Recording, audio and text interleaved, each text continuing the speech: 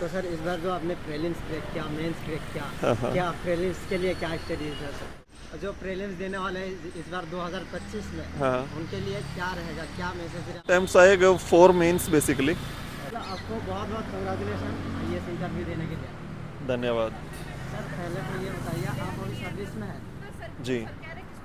क्या कौन सी सर्विस में? HCS में। ओके। तो इंटरव्यू में ये आपका कौन सा अटेम्प्ट था? ये मेरा 5वां अटैम्प्ट था, पहला इंटरव्यू था। पहला इंटरव्यू। ओके। और मीडियम क्या है? English, medium English. Optional subject क्या है? Political science. Political science. ये आपका पहला इंटरव्यू है। हाँ हाँ और ये अटेम्प्ट आपका 5th अटेम्प्ट है। हाँ। तो कैसा था एक्सपीरियंस, बताइए ज़रा। एक्सपीरियंस अच्छा है। I fought for long, I fought well and I reached here. It's a good feel. Now it is to be seen how far we go with it. So yeah, I am hoping for the best. Rest, it's God's choice.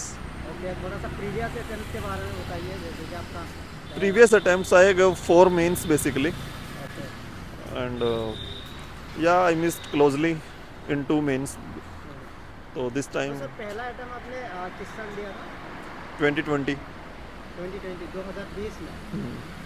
तो पहला attempt में आपका क्या हुआ था, क्या result था? I cleared the prelims, reached the mains. Okay. और बाकी अटेम्प्ट के बारे में बताइए उसके बाद। I gave mains in all. तो कितने बार क्या किसमें कमियां रह रही थी जिसके वजह से आपको मतलब इंटरव्यू तक आते आते 5 अटेम्प्ट्स क्रॉस करना पड़ा? वेल मुझे लग रहा है सबसे बड़ी दिक्कत तो यही थी कि मैं I was struggling with completing the paper. Secondly, sometime I failed to understand the questions and I was not hitting the right demands of the question. And also somewhat luck factor. Like one time I got 130 in essay, the next time I got 90. Okay. So I think luck was also one reason. But luck I will never blame. I think somewhere मेरी गलती रही होगी, कोई कमी रही होगी. तो sir इस बार जो आपने प्रीलिम्स क्रैक किया, मेंस क्रैक किया, क्या प्रीलिम्स के लिए क्या स्टडीज है सर? क्वेश्चन के लिए और करंट अफेयर्स के लिए? Well, for current affairs, you can choose any source. All are more or less same. I went with the Vision IS because I have been doing that and I'm more familiar and comfortable with that. And along with that, for the static, there are the same sources which everyone will do, like Lakshmikant, NCRTs. So just do the basic sources, but do them nicely. That's all.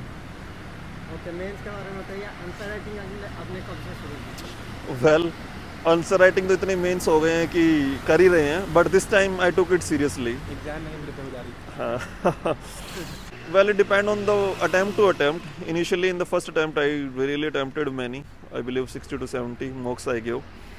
They got reduced progressively with every attempt because it's a basically skill. Once you learn how to attempt a paper, how to approach it, how to manage the time, and how to eliminate the options, once these things click to you, you can stop giving mocks or you can reduce them progressively. So there is no standard number you should give. वो skill है. Once that skill is in your mind, just you can reduce the number or you can stop giving them.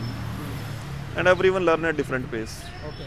और अगर आपसे पूछा जाए PYQs, previous year questions कितने साल के आपने देखे हैं? Well, 13 to 23 standard off. For mains? From 2000 for mains and for the prelims both. अच्छा अच्छा। तो प्रीलिम्स के लिए क्या चीज़ है, जैसे कि देखा जा रहा है ना हर साल प्रीलिम्स बहुत ही अनप्रेडिक्टेबल होते जा रहा है, हाँ. तो उसके लिए सर न्यू स्टूडेंट्स के लिए क्या मैसेज रहेगा, कैसे उसके लिए रणनीति है? Well, it's never unpredictable. You don't have to score 200 out of 200. You have to score only 100 out of 200. No? And you will easily get 100 marks if you stick to the traditional strategy. So exam change हो रहा है, unpredictable हो रहा है. I don't agree with this thing. It's more or less the same. Those safe questions where you can play, if you have worked well, they will always be there. जो prelims देने वाले हैं इस बार 2025 में, हाँ. उनके लिए क्या रहेगा, क्या मैसेज रहेगा आपका, कैसे तैयारी करें, इन दिनों में क्या टेस्ट सीरीज कैसे लगाए, सारी चीज़ें थोड़ा सा बता दीजिए। Well, it depends on your preparation. You know, if you already cleared the prelims, then why to worry about the prelims? Go for the mains till Feb end. But if you haven't and it is your first attempt, then better you start preparing for it as soon as possible now, because syllabus is literally vast, and if you don't clear the prelims in the first attempt, it really impact your confidence. So for the first attempters, I will say that get into the prelims mode and start just revise, re-revise. With every revision, you will increase 5 to 6 marks. So more the number of revision you have given of the syllabus, better it is. Revise more,